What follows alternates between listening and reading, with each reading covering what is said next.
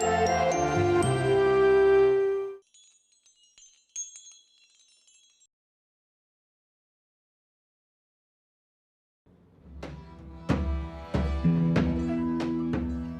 the basement of this divinity school, nestled in the Berkeley Hills, a musical experiment is underway. 9 musicians from Eastern Europe, the US, and the Middle East will hole up in this tiny room together. Their mission is to create groundbreaking new Jewish music from scratch. And they have just 6 days to do it.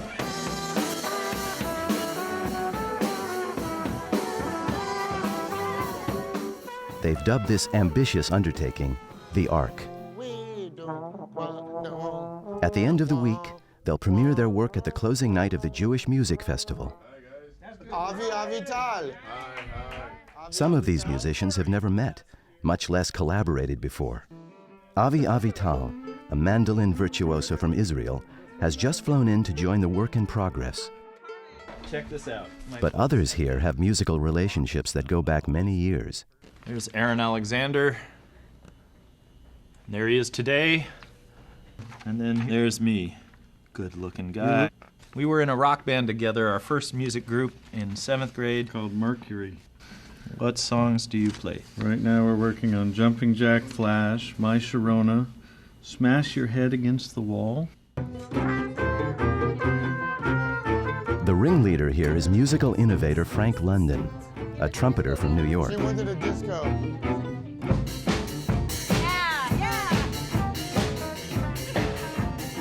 His band, the Klezmatics, has reinvented klezmer music for the 21st century.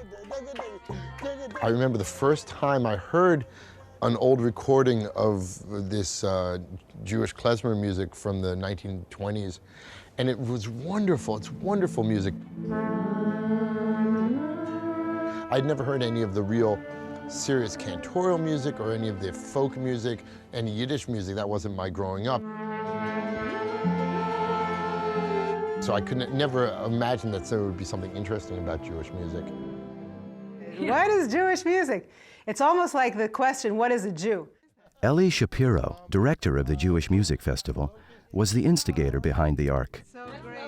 The project grew out of her passion for both preservation and innovation of Jewish music. Bless you all. Goodbye. Ashkenazi music, music from Eastern Europe, for instance, has influences that are Ukrainian, that are Polish, that are Russian.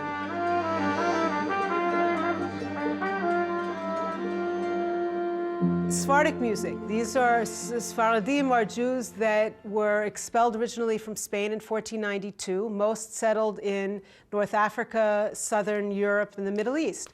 So their music is Judeo-Spanish with Arabic influences. The list goes on and on.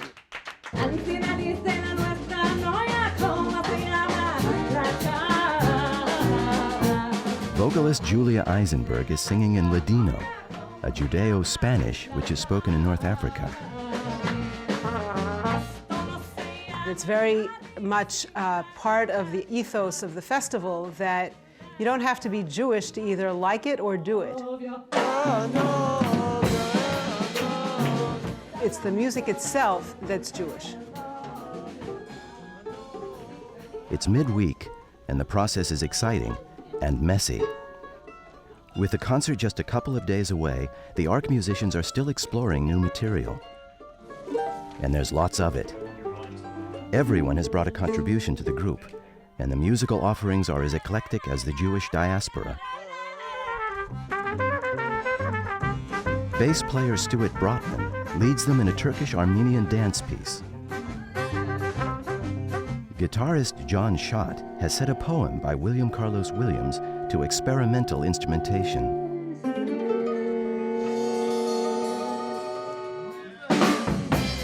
And keyboard and accordion player Glenn Hartman gets folks on their feet with a funky groove tune.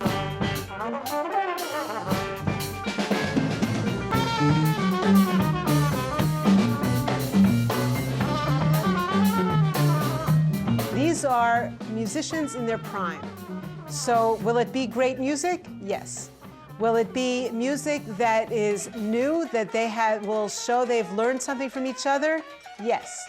Will it be a polished, finished project that will go from here to the Grammys? Who knows? Andre, here we go. Pull your chair over. Making new music is exhilarating and exhausting, so Ellie is taking good care of her artists, making the ARC project more retreat than boot camp. This is good pastrami. Spending all this time together has people sharing work that is profoundly personal. Aaron Alexander, who is about to become a father, has written a song welcoming his new child. You are my blessing. You have my blessing. I am your daddy, your papa, your tata. By the end of the week, they've collectively come up with 18 tunes. Let's play the head out at the right tempo. All this cross-pollination of styles and influences is taking the musicians to unexpected places. This is something I brought. Literally 3 lines of music. And then Mariana thought of this amazing spring calling song that has like the feeling of a cradle rocking in the trees.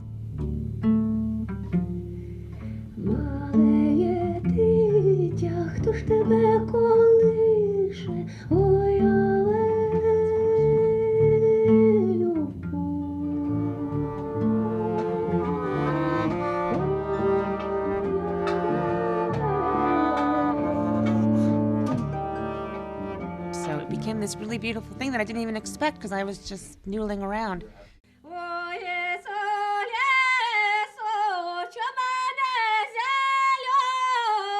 Mariana Sadowska is the only non-Jewish member of the ARC, but she's from Ukraine, where Jews lived and made music for centuries. There is a lot of pain and there is a lot of joy in this music, and I hear it.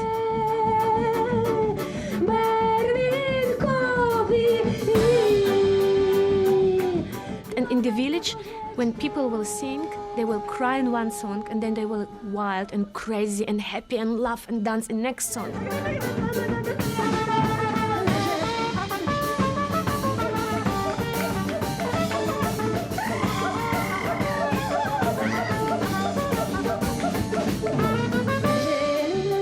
So it's always this balance between very deep sorrow and life. I want to just thank you all, every one of you, so much for realizing my dream. I have such faith in these artists. This is a work in progress. To me, the success will be if they've had a good time sharing ideas over the 6 days. The 7th day, the day of rest, the day of the premiere, is almost gravy. Tonight, the group will offer a daring lineup of songs they've only just learned to play. On the count of 3, say oy vey. Interest in the project has drawn a large audience, hungry to hear the new music.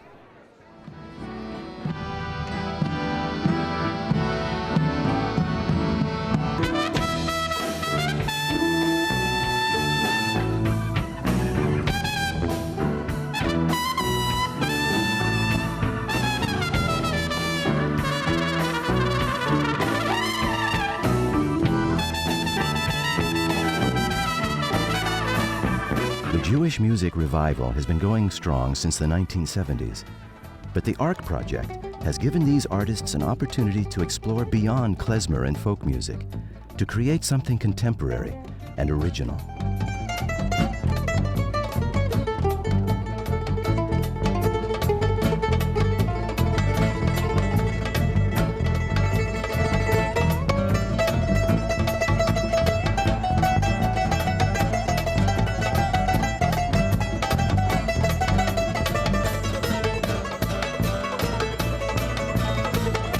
I feel like we're at the beginning of a new moment in Jewish culture, where music carries a message and a voice that hasn't been heard in the mix before, and we have something to say.